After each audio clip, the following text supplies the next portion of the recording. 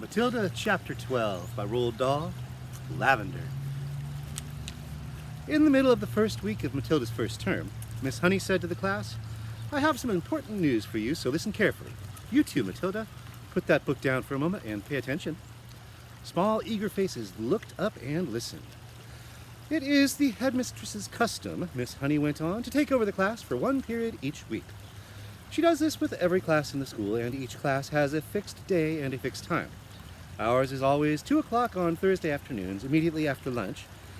So tomorrow, at 2 o'clock, Miss Trunchbull will be taking over from me for our one lesson. I shall be here as well, of course, but only as a silent witness. Is that understood?" "Yes, Miss Honey," they chirped. "A word of warning to you all," Miss Honey said. "The headmistress is very strict about everything. Make sure your clothes are clean, your faces are clean, and your hands are clean. Speak only when spoken to. When she asks you a question, stand up at once before you answer it. Never argue with her, never answer back. Never try to be funny. If you do, you will make her angry, and when the headmistress gets angry, you had better watch out." "You can say that again," Lavender murmured. "I am quite sure," Miss Honey said, "that she will be testing you on what you are meant to have learned this week, which is your 2 times table. So I strongly advise you to swat it up when you get home tonight. Get your mother or father to hear you on it." "What else will she test us on?" someone else asked. "Spelling," Miss Honey said. "Try to remember everything you have learnt these past few days. And one more thing, a jug of water and a glass must always be on the table here when the headmistress comes in. She never takes a lesson without that. Now, who will be responsible for seeing that it's here?" "I will," Lavender said at once. "Very well, Lavender," Miss Honey said. "It will be your job to go to the kitchen and get the jug and fill it with water and put it on the table here with a clean, empty glass just before the lesson starts." "Well, what if the jug's not in the kitchen?" Lavender asked. "There are a dozen headmistresses' jugs and glasses in the kitchen," Miss Honey said. "They are used all over the school." "I won't forget," Lavender said. "I promise I won't." Already Lavender's scheming mind was going over the possibilities that this water jug job had opened up for her. She longed to do something truly heroic. She admired the older girl Hortensia to distraction for the daring deeds she had performed in the school. She also admired Matilda, who had sworn her to secrecy about the parrot job she had brought off at home, and also the great hair oil switch which had bleached her father's hair. It was her turn now to become a heroine, even if only she could come up with a brilliant plot. On the way home from school that afternoon, she began to mull over the various possibilities, and when at last the germ of a brilliant idea hit her, she began to expand on it and lay her plans with the same kind of care the Duke of Wellington had done before the Battle of Waterloo. Admittedly, the enemy on this occasion was not Napoleon, but you would never have got anyone at Cruncham Hall to admit that the headmistress was a less formidable foe than the famous Frenchman.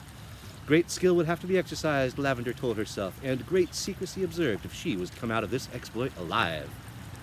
There was a muddy pond at the bottom of Lavender's garden, and this was the home of a colony of newts. The newt, although fairly common in English ponds, is not often seen by ordinary people, because it is a shy and murky creature. It is an incredibly ugly, gruesome-looking animal, rather like a baby crocodile, but with a shorter head. It is quite harmless, but doesn't look it. It is about 6 inches long and very slimy, with a greenish-gray skin on top and an orange-colored belly underneath. It is, in fact, an amphibian, which can live in or out of water. That evening, Lavender went to the bottom of the garden, determined to catch a newt.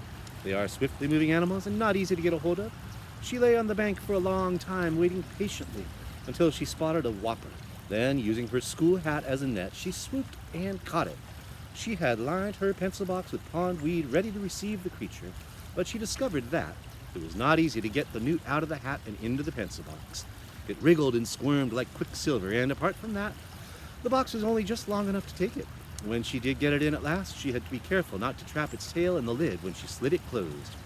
A boy next door called Rupert Entwistle had told her that if you chopped off a newt's tail, the tail stayed alive and grew into another newt 10 times bigger than the first one. It could be the size of an alligator. Lavender didn't quite believe that, but she was not prepared to risk it happening. Eventually, she managed to slide the lid of the pencil box right home, and the newt was hers. Then, on second thoughts, she opened the lid just the tiniest fraction so that the creature could breathe. The next day, she carried her secret weapon to school in her satchel. She was tingling with excitement. She was longing to tell Matilda about her plan of battle. In fact, she wanted to tell the whole class. But she finally decided to tell nobody. It was better that way, because then no one, even when put under the most severe torture, would be able to name her as the culprit. Lunchtime came. Today it was sausages and baked beans, Lavender's favorite, but she couldn't eat it. "Are you feeling all right, Lavender?" Miss Honey asked from the head of the table. "Oh, I had such a huge breakfast," Lavender said. "I really couldn't eat a thing." Immediately after lunch, she dashed off to the kitchen and found one of the Trunchbull's famous jugs. It was a large, bulging thing that made of blue-glazed pottery. Lavender filled it half full of water and carried it, together with the glass, into the classroom and set it on the teacher's table. The classroom was still empty. Quick as a flash, Lavender got her pencil box from her satchel and slid open the lid just a tiny bit. The newt was lying quite still. With great care, she held the box over the neck of the jug and pulled the lid fully open and tipped the newt in. There was a plop as it landed in the water, and then it thrashed around wildly for a few seconds before settling down. And now, to make the newt feel more at home, Lavender decided to give it all the pondweed from the pencil box as well. The deed was done. All was ready. Lavender put her pencils back into the rather damp pencil box and returned it to its correct place on her own desk. Then she went out and joined the others in the playground until it was time for the lesson to begin.